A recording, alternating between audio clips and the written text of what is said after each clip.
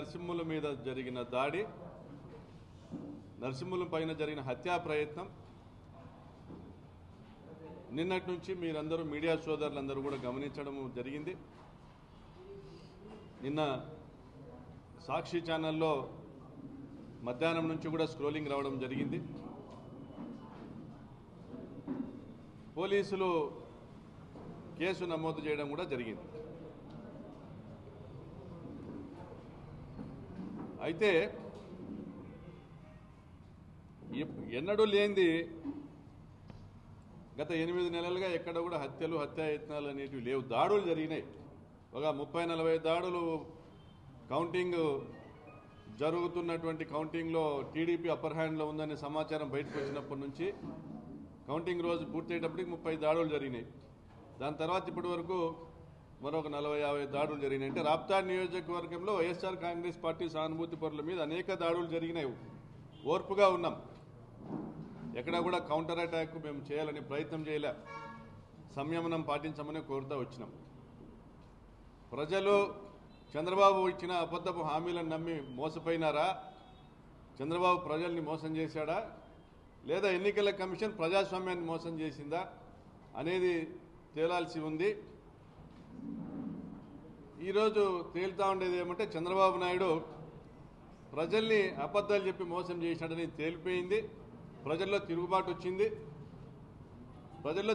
వచ్చింది. ప్రజలు బుద్ధుంటే పరిటాల సునీత ఓటేయకూడదు, చంద్రబాబు నాయుడు ఓటేయకూడదు అని తీర్మానించుకున్న సందర్భంలో పైనున్న హంద్రీనేవా కాలువ కాంక్రీట్ లైనింగ్ చేస్తూ 1000 కోట్ల రూపాయల టెండర్లు పిలిపించుకొని దాదాపుగా 100 కోట్ల రూపాయల కమిషన్ల కోసం హిందూపురం పార్లమెంట్ నియోజకవర్గ పరిధిలో 4 అసెంబ్లీ నియోజకవర్గాల్లో దాదాపుగా 5 లక్షల ఎకరాలు హంద్రీనేవా కాలువ దిగువన ఉన్నటువంటి 5 లక్షల ఎకరాల్లో భూగర్భ జలాలు అడుగంటిపోయేటువంటి పరిస్థితి తీసుకొని వస్తున్నారు. కమిషన్ల కక్కుర్తి కోసం తెలుగుదేశం పార్టీ శాసనసభ్యులు పరిటాల సునీతతో సహా.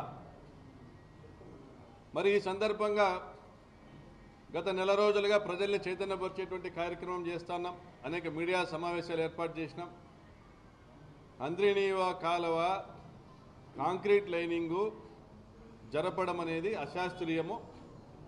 ఈ కాలువ దిగువ 6 లక్షల ఎకరాలకు ఆయకట్టును ఇచ్చేటువంటి కాలువ ఇది.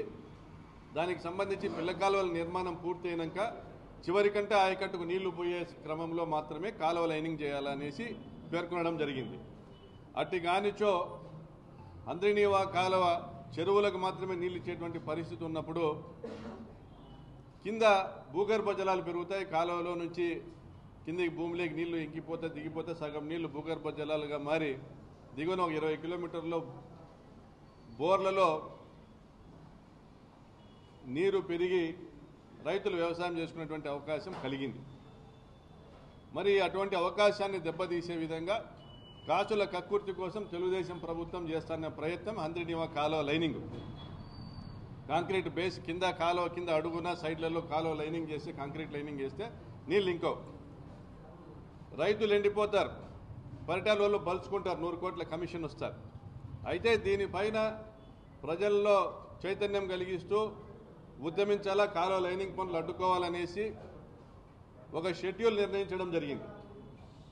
మొన్న ఒక 3 రోజుల కింద మా స్వగృహంలో జరిగినటువంటి సమావేశంలో దాదాపుగా ఒక 60-70 మంది ముఖ్య నాయకులందరూ కూడా సమావేశం ఏర్పాటు చేసుకుని 12వ తేదీన తూమ్చెర్లలో ఒక సభ నిర్వహించాలా. హంద్రీనేవా కాలువ దిగువన ఉన్న గ్రామము తూమ్చెర్లలో సభ నిర్వహించాలా. కనగానపల్లి మండలంలోని రైతాంగాన్ని యావత్తు తూమ్చెర్లకు తరలించాలా. ప్రజలకు అర్థమయ్యేటట్లు చెప్పాలా. సామాన్య రైతుకి ప్రతి ఒక్కరికి తెలుసు పైన పోయే కాలువ ఉంది కాబట్టి కిందకి నీళ్ళు ఇంకుతున్నాయి, బోర్లలో నీళ్ళు వస్తున్నాయి.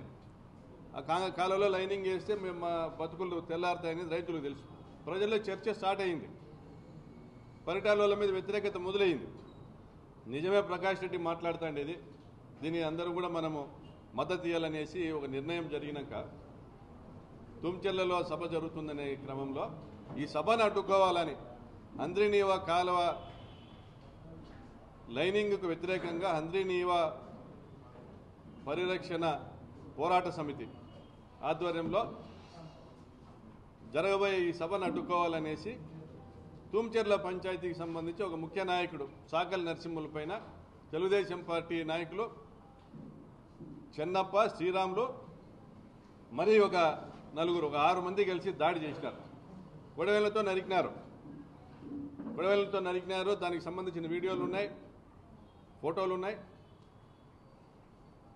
పోలీసులకు సమాచారం పోయింది, మనకి మీడియా మిత్రులకు సమాచారం పోయింది. నిన్న మధ్యాహ్నం నుంచి టీవీలో స్క్రోలింగ్ వస్తూ ఉంది వైసీపీ కార్యకర్త పైన దాడి. దాన్ని మేము ఖండిస్తూ కూడా స్టేట్మెంట్ ఇచ్చినాం. ఈరోజు పరిస్థితి గమనిస్తే నిన్న ఏబిఎన్ ఛానల్లో కానీ, ఈటీవీలో కానీ, ఎన్టీవీ కానీ, TV9లో కానీ తెలుగుదేశం పార్టీ నాయకుడు చెన్నప్ప మీద కూడా దాడి జరిగింది అని ఎక్కడ వచ్చింది ఎక్కడైనా సమాజానికి ఏమైనా తెలిసినా?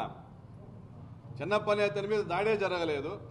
నిన్న ఏ ఛానల్లో కూడా చెన్నప్ప పైన దాడి జరిగిందని రాలేదు. సడన్గా ఈరోజు పొద్దున చెన్నప్ప మీద కూడా దాడి జరిగింది, కౌంటర్ కేసు కట్టినామంటే నరసింహుల నరికినోని పైన కూడా దాడి కౌంటర్ అటాక్ జరిగింది.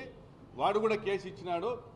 అతనికి తలకు రక్తగాయమైంది. ధర్మవరం గవర్నమెంట్ హాస్పిటల్లో డాక్టర్లు సర్టిఫై చేసినారు. 6 కుట్లు పడినాయి అనేసి కౌంటర్ కేసు కట్టినామనేసి అర్ధరాత్రి బాధితులను తీసుకొని పోయి స్టేషన్లో పెట్టుకున్నారు. అర్ధరాత్రి బాధితుల్ని నిన్న నరసింహులతో పాటు ఆనంద్ రెడ్డి ఉండే. ఆనంద్ రెడ్డి అక్కడ వీళ్ళు తిప్పలాడిచ్చినారు. ఆనంద్ రెడ్డిని పరారైనాడు. ఇప్పుడు ఆనంద్ రెడ్డిని అర్ధరాత్రి తీసుకొని పోయి స్టేషన్లో పెట్టుకున్నారు. కేసు కట్టి రిమాండ్ పంపిస్తున్నారు. మరి నిజంగా ఇది దాడి జరగలేదు సార్, ఇది ఫ్యాబ్రికేటెడ్ అని డిఎస్పీ గారితో మాట్లాడినా, ఎస్పీ గారితో మాట్లాడినా, మేడం ఇది కరెక్ట్ కాదు, ఇది దాడి జరిగింది మా పార్టీ వాని మీద, మా పార్టీ వాడిని హాస్పిటల్ అడ్మిట్ చేసినారు, ఎక్కడ కూడా ఎవిడెన్స్ లేదు వాని మీద దాడి జరిగినట్టు. టీడీపీ సంబంధించిన చెన్నప్ప అనే వాడి మీద దాడి